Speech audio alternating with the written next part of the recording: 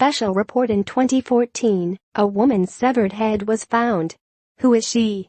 Economy, Pennsylvania, Reuters. The woman's severed head lay in the woods, 10 yards off Aurora Road. Her mouth was open. Her eyes were closed. Her hair was gray and fluffy. A teenager spotted her about noon on December 12, 2014. Moments later, police say, the boy called 911. "I found a human head," he calmly told the operator. Today, almost 3 years after the discovery, the woman's identity remains a mystery.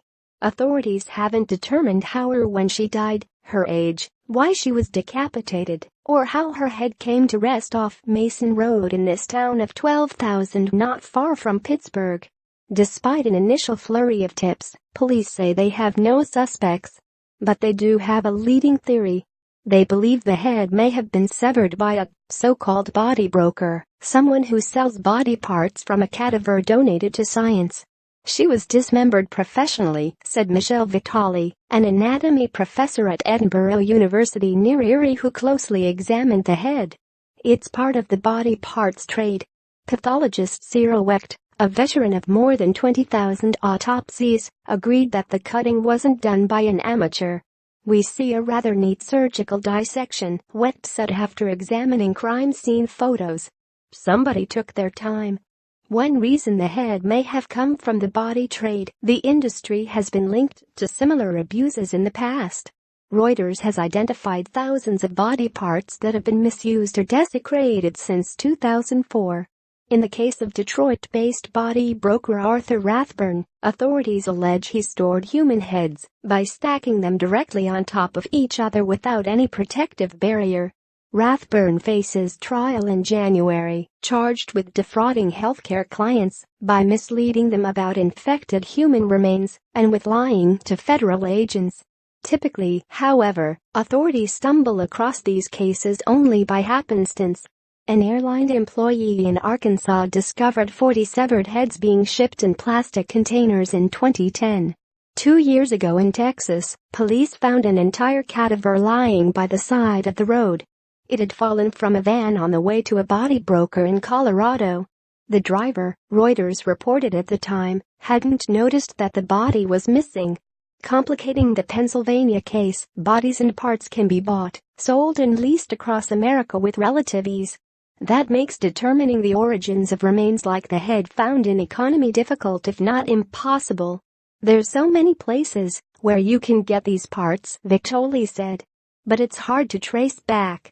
Police say they'll likely need the public's help to solve what they call the most bizarre case they've handled.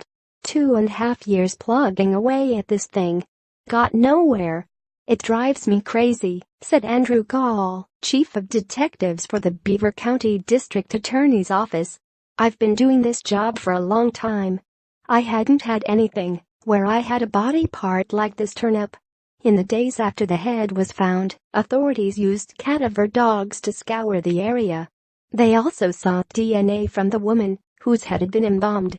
But those efforts yielded nothing. They uncovered no evidence in the forest, and the remains held no DNA. It had been destroyed by the embalming chemicals, authorities say. Police brought in Vitale, who is also a forensic artist, and released a sketch and clay model she created to show what the woman may have looked like alive. Investigators set up a telephone hotline and initially figured a grave robber might be to blame.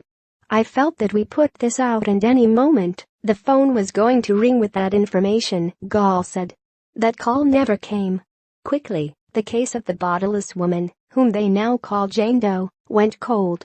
And the remaining clues seemed bewildering. At the local morgue, authorities found eye caps, a mortician's tool to keep the lids closed, in each of her eyes. But beneath those eye caps lay a surprise, a small red rubber ball in each of Jane Doe's otherwise empty sockets. The balls continued to baffle investigators and mortuary experts, who say they have never heard of red rubber balls being used to replace removed eyes. At least one company makes spheres that double as eye caps, but they are vastly different in color and texture than the balls found in the woman's sockets. Her eyes may have been taken through organ donation. But if Jane Doe died recently, it is likely that an eye bank or an organ procurement organization would only remove the cornea from an eye, said Wes Culp, deputy press secretary for the Pennsylvania Department of Health. A body broker, on the other hand, might remove and sell the full eye for research purposes. Laws governing organ donation in the body broker business differ substantially. Transplantation organizations